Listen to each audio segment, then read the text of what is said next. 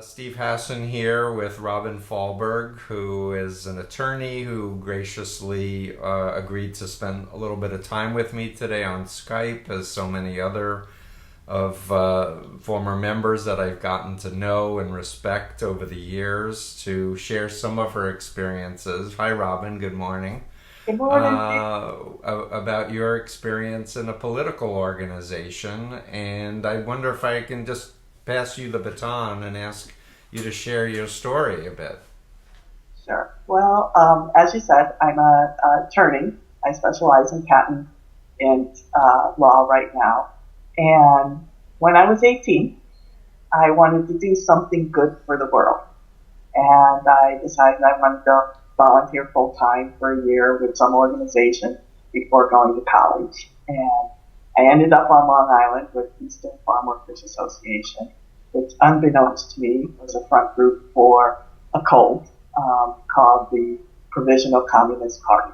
And they recruited through Eastern Farm Workers as well as other organizations like Eastern Service Workers Association, Western Service Workers Association. They have a number of groups. And I was recruited into the organization. I thought I was changing the world. So can I ask, the leader was Gino Perente, if I remember correctly? Yes, he was the leader, and he told everyone he was a revolutionary, had been a farm worker organizing with United Farm Workers. Before that, National Farm Workers had gone to Guatemala and fought in the revolution. And later, after I left, I found that was all totally untrue. Uh-huh. Yeah. But suffice it to say, I know a little bit about your backstory. You were not a communist. You came from a Christian family, but very socially justice oriented, I believe. Yes, and I in fact remember in high school, maybe a year earlier, saying that you needed to have individual wars as opposed to the communist ideology of what's good for the society is what you have to do regardless of your individual wars. So it totally changed 180 degrees, and through no sleep, 4 hours at most a night. They of course told you that Americans sleep much too much. That's bourgeois. You don't need that much sleep. Yeah, I Some was days sleep sleep. deprived too in my cult, as you know, the Yeah. Moonies. So Yep. it's common. Yep. Bad food. No nutrition, no real exercise, and then 24/7. Just immersion into this philosophy, which was held up by untruths at best. Hmm. Lies would be better said, of what the organization had done in the past, where it was going in the future. And you worked canvassing door to door, making phone calls, speaking at groups, and standing in front of supermarkets with buckets to collect Right. money. So, So you were in the Northeast for most of your membership? yes, I was, for the first 2 years, I was both in Long Island and then at their central office at 1107 Carroll Street in Brooklyn. It's marked on Google Maps now. So it's Uh-huh. And so what year was this, Robin, if I can ask? 1979 was when I came, and I stayed for 14 and a half years. I then went upstate New York, in Sodus between Rochester and Syracuse, and ended up running the Eastern Farm Workers Association there, which I will say at the end turned out to be a blessing because it was far away from the national office and isolated. Nobody wanted to be there, but as I said, it was a mixed blessing and made me realize what my family meant to me. I had friends in the community, and that eventually led to me leaving.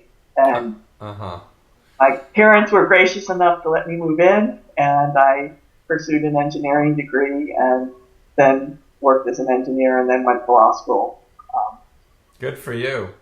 And you also told me on other conversations that you know many people who are involved with this organization who, out of their passion of idealism, wanting to make the world a better place, also left and have moved on and are doing really major things to do much more effective social justice projects. There are people I know who are union organizers, they're attorneys with nonprofits, they're doctors, they're lawyers, and a lot of people just make differences in their individual community. Mm-hmm. And when I look at it now and what I do through the volunteer activities, Mm-hmm. with organizations that are accountable to people, that have results that they have to report, they report where their money goes and what comes out of it. I look at my part-time efforts and I say, wow, I did some good when I was there, but not as much as I can do now. Yeah, and certainly not as much as you could have done if you had been with a reputable organization with real accountability and really a dedication to helping others more than necessarily supporting the leadership and their lifestyle. And I will say, I think that the people themselves, and myself in particular, I'll talk about myself, I had an absolute dedication to helping people. And I thought this was the only way that I could do it. Mm-hmm. Whenever you would start to question that in terms of the results, your attention would be drawn to the other organizations and their failings. And if you started to talk about the organizations, it's National Labor Federation, or we would call it Natlfed, Mm-hmm. that would be your fault. Yeah, your personal fault, right? Right, or the other people's fault. And you would be told it was growing in other places, which was a lie. And eventually you began to see that. But you absolutely thought that there was no better use of your time. Mm-hmm.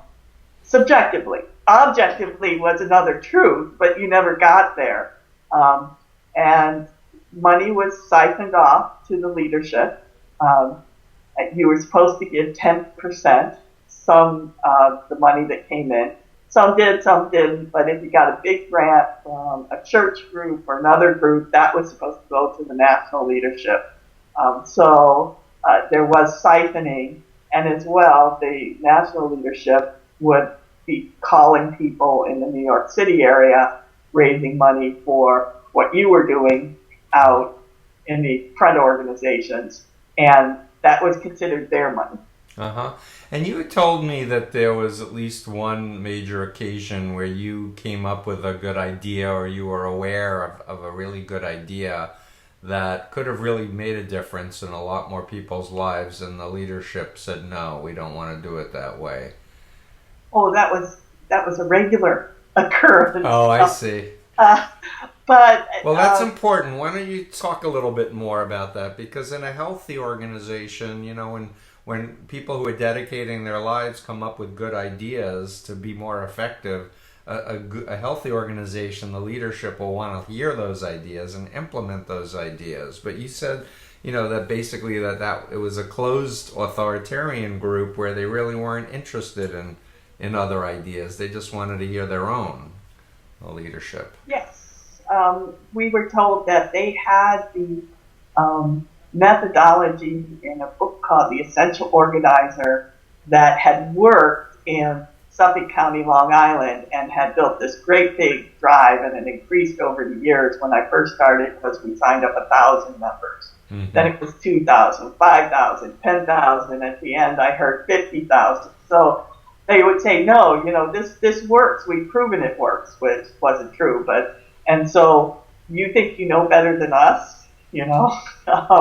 So, for instance, at one point, we were left alone for a while, and we started working on resurrecting a civil rights suit that has been filed about misuse of HUD money, where low-income and minority people were thrown out of their homes using money that was supposed to help them. And we contacted people who had been thrown out of their homes and had a volunteer attorney, and we ended up getting a settlement offer which is unheard of in a federal lawsuit against the federal government. And we began collecting the affidavits. And then I get this call from the national leadership saying, we're not going to take the settlement. And this has been dragging on for years. And, not only... So how did you feel when they said that after all your effort? I said it, my jaw just dropped. But I felt I had to follow their direction because you were under this impression that unless you had this centralized organization where everybody marched in unison, we weren't going to make it. I know that mentality well myself from having been in the Moonies, unfortunately. Yeah, and I kind of did a back step, and luckily the attorney on it said, well, I represent the former residents, and I told the former residents, because here I was calling these people that I had contacted, I had gotten together, me and, I won't say just me, there were a number of us who were doing the work on it, and here we were on the eve of a victory, and we were going to throw it away. So going back to the leadership, did you ever meet Gino Perente personally? Yes, I did. I was in the national office off and on for the first 2 years that I was in the organization. And like many young females, I had a great crush on him. Mm-hmm. I believed everything he said. He was a Mexican farm worker, organizer, And was it true that he kind of took advantage of female? Yes, it was true. He did, and I'm not just talking about, I was 18, so I was of age, but there were other not of age females that he took advantage of. So he did statutory rape, basically, of minors. That is what I have heard. Okay. I don't personally know that, but yes, that's what I've heard, and I do know that the DA in New York City at one time wanted to prosecute it for it, but couldn't get the evidence. And as far as the current leadership in 2015, to the best of your knowledge, are any of these individuals, were they involved when you were involved? Yes, they were. My information is Margaret Rebark took over as the head of the organization, and she was the West Coast field director when I was in the organization. I talked to her one time over the phone. I never met her. She ran the West Coast. I don't believe she ever actually ran they call them the entities, the front organizations. So she never actually ran that. She was on the apartment at 1107 Carroll Street. Her and her sister shared when Gino moved in. And then she later ran the state operations team in California. And then Dan Foster is there. He had the misfortune of renting an apartment downstairs from Gino after getting out of law school. He went to prison for... He had the misfortune because he was recruited by Gino into the group. He was recruited because he lived downstairs and he was an attorney. And he's still there, and after returning... And why did he go to prison, may I ask? Was it cult-related, do you think? Yes, it was. It was cult-related. They'll say the story from the organization is that the FBI raided them in 1984, which I won't do the specifics, but Gino, the revolution was supposed to happen then. And of course it was. 1984, right. Yes, and so Gino set it up so that the FBI had no choice but to raid the central office. And so they'll say that's why. But what happened was a former GOAT member who had a trust fund left the organization.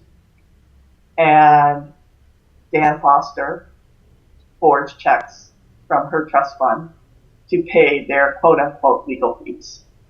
And so he went to prison for that. I don't remember the exact charge, but yeah. Yeah. No.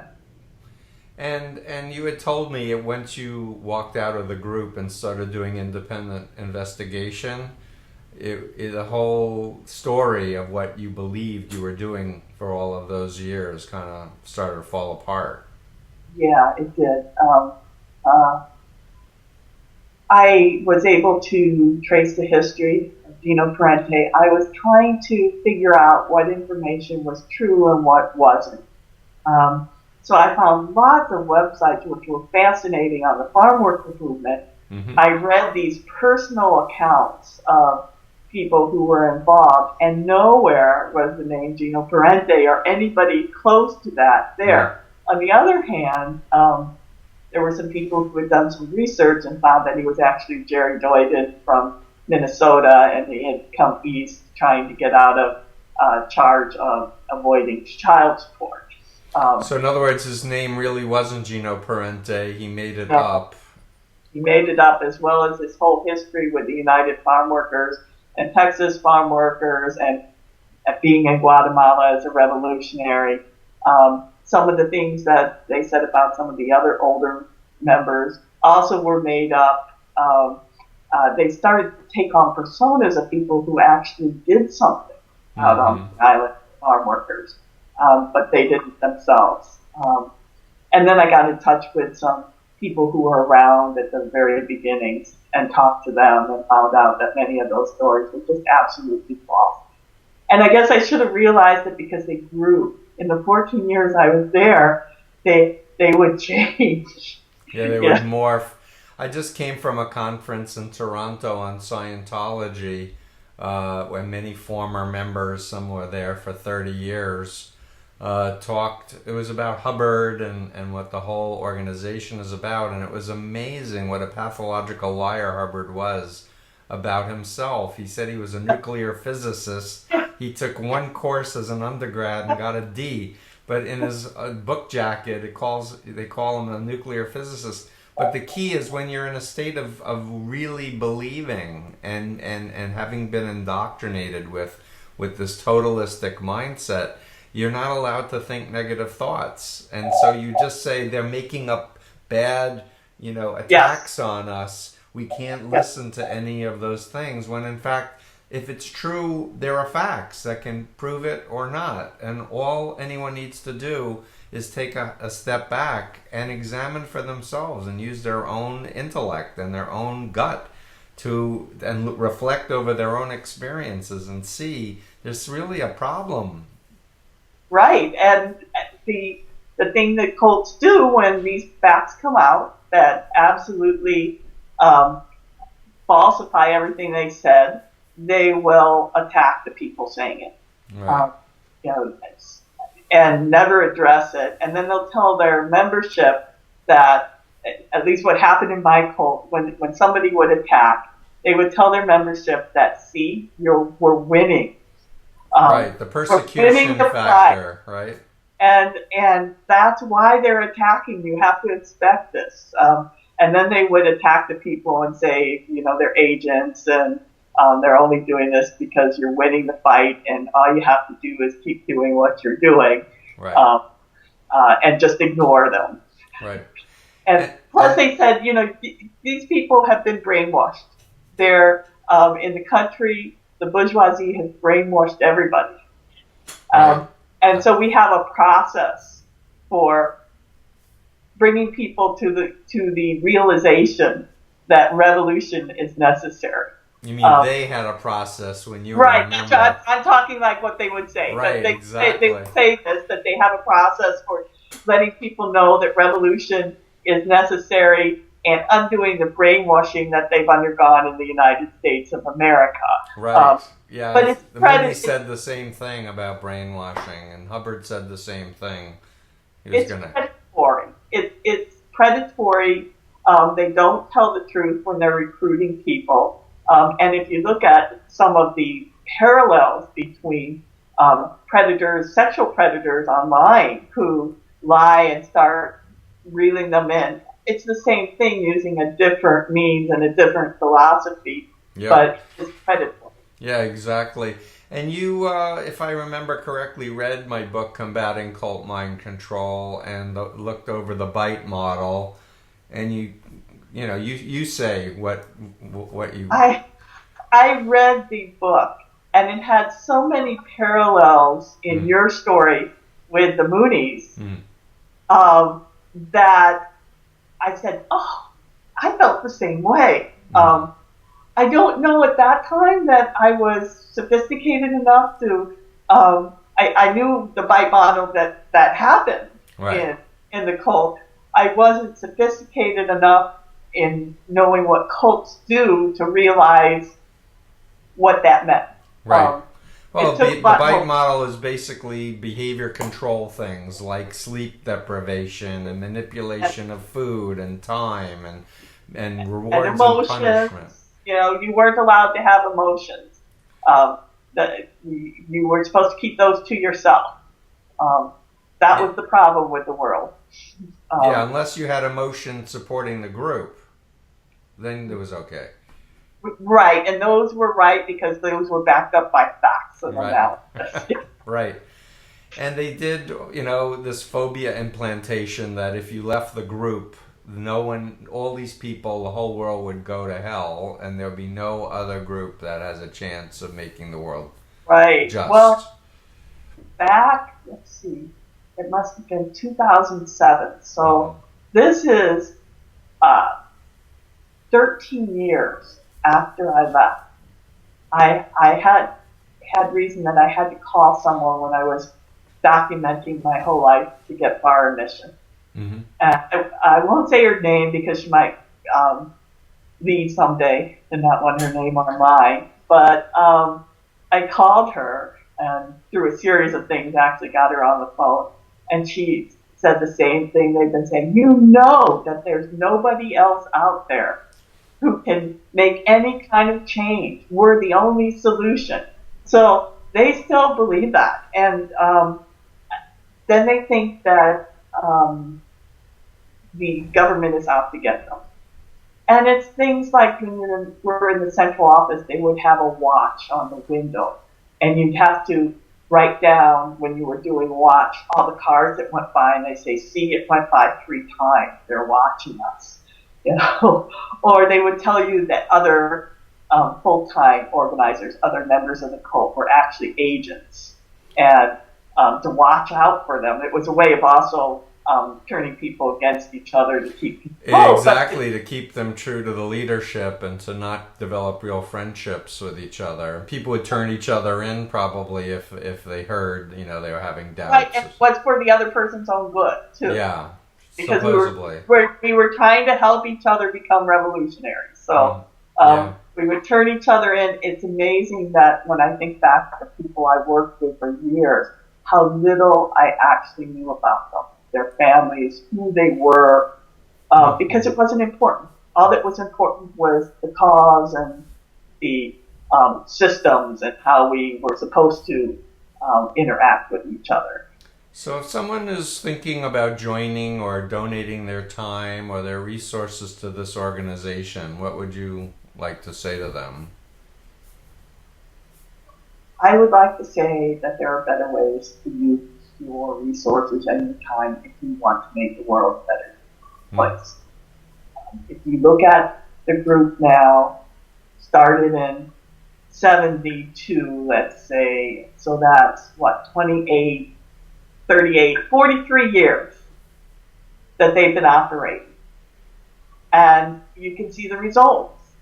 They still have just 1 or 2 people in all the offices. They give... Yeah, they're minute. At times, they might have... The Moonies at least had hundreds of thousands of real followers. I mean, they hardly do anything in the communities compared to the other groups that are in the communities.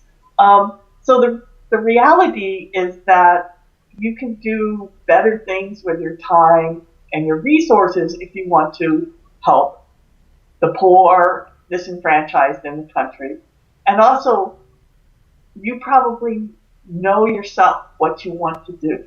You don't need somebody else to tell you, especially people who have a track record of lying. Mm-hmm. You won't know where your money's going. Quite a bit of it will probably go into their programs, but you don't know. And are there reliable websites, in your opinion, that tell facts about this group that people could go to and read for themselves? There are numerous websites. There's been some in-depth articles that have been done on them. I think a place to start is there is an article on Wikipedia, and although it's been done by several people and edited, are footnotes that are pretty good that will lead you to numerous articles that are online that tell about it. And I know a fellow named Chip Burley, who was a senior researcher for Political Research Associates, and I'm pretty sure he's written about Perente. Yeah, he helped publish a publication called The Public Eye, and there's two publications of it. One back to like 1976, which was when Gino Perente was in league with Lyndon LaRouche and Fred Newman for a while. Which was shocking, of course, because this is very right-wing.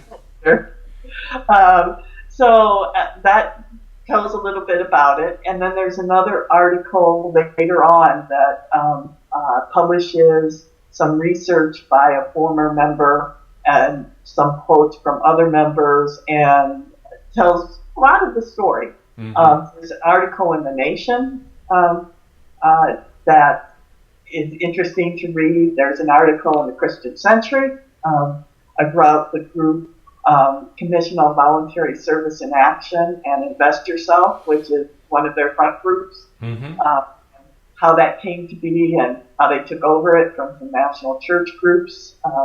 So there's numerous articles. Boston Underground has a good one of a reporter who went and worked with them for a day and talked to them. There's one in San Francisco that came out not too long ago, Physicians Organizing Committee.